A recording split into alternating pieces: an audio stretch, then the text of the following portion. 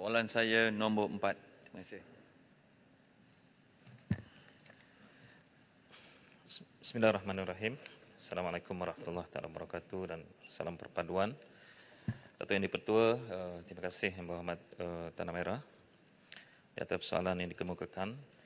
Untuk makluman, pada masa ini, Tentera Udara Diraja Malaysia, TUDM, mengoperasikan beberapa jenis pesawat angkut bagi mendukung pelbagai tugasan bantuan logistik seperti Hercules C-130 dan Airbus A400M. Melalui Pelan Pembangunan Keupayaan TUDM 2055 atau CAP 55 dengan izin, pesawat C-130H ini akan terus beroperasi sehingga tahun 2040 sebelum penggantian pesawat ini yang dilaksanakan secara berperingkat bermula dalam rancangan Malaysia yang ke-16. Kehadiran pesawat angkut strategik A400M ini yang baharu pada tahun 2015 telah meningkatkan keupayaan dokongan logistik strategik TUDM dengan jarak rangkuman yang lebih jauh, dan pengurusan operasi semasa pesawat TUDM ini secara efektif dan cekap merupakan salah satu faktor kejayaan utama TUDM.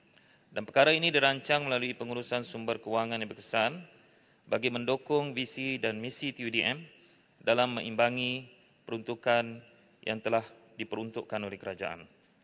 Dan kalau kita melihat bahawa keperluan-keperluan logistik yang diuruskan oleh TUDM ini, bagi memastikan penggunaannya mengikut keperluan, dan dalam masa yang sama kita juga melihat aspek-aspek kewangan itu juga diambil kira dalam kita memastikan bahawa dana awam itu digunakan sebaik mungkin bagi tujuan pertahanan negara. Itu saja jawapan.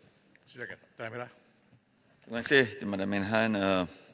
Saya ingin juga bertanyalah mengenai status terkini syarikat Aerot, iaitu pembekal utama perkhidmatan penyelenggaraan pesawat C-130 ini, iaitu pesawat mengangkut berbagai guna ini.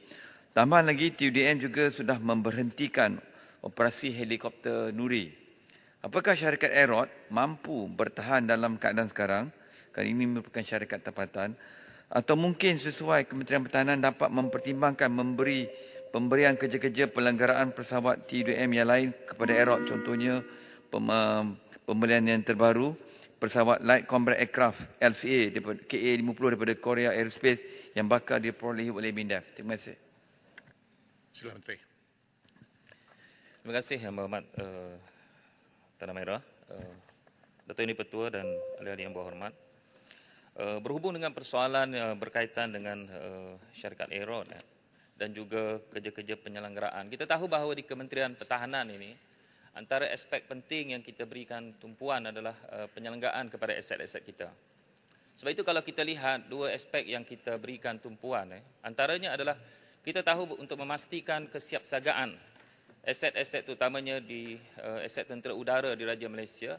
Memang dasar kita adalah kerjasama antara kerajaan dan juga pihak swasta itu memang menjadi keutamaan. Kerana kita tahu bahawa untuk memastikan kesiapsiagaan aset pertahanan kita itu antara aspek yang kita ambil kira.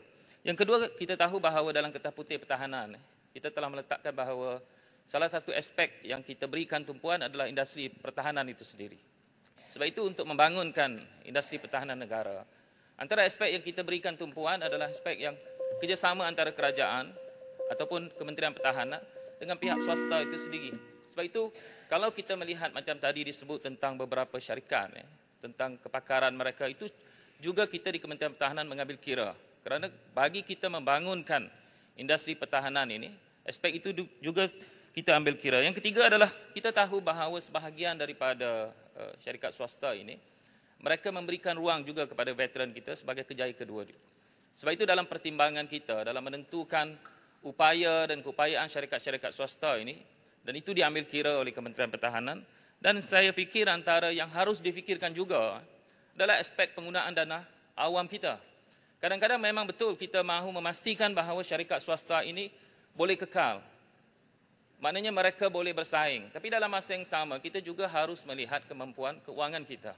Jadi inilah antara aspek-aspek yang selalunya kita ambil pertimbangan dalam memastikan kerjasama kita dengan pihak swasta termasuk dengan EROT itu sendiri. Sebab itu peluang-peluang ini sentiasa kita wujudkan. Kita tahu bahawa di kala ini memang kita mempunyai kerjasama dengan pihak swasta ini bagi menyelenggara, tapi dalam masa yang sama kita juga harus mengambil kira penggunaan dana awam dan bagaimana kesiapsiagaan aset-aset pertahanan itu dapat kita pertahankan.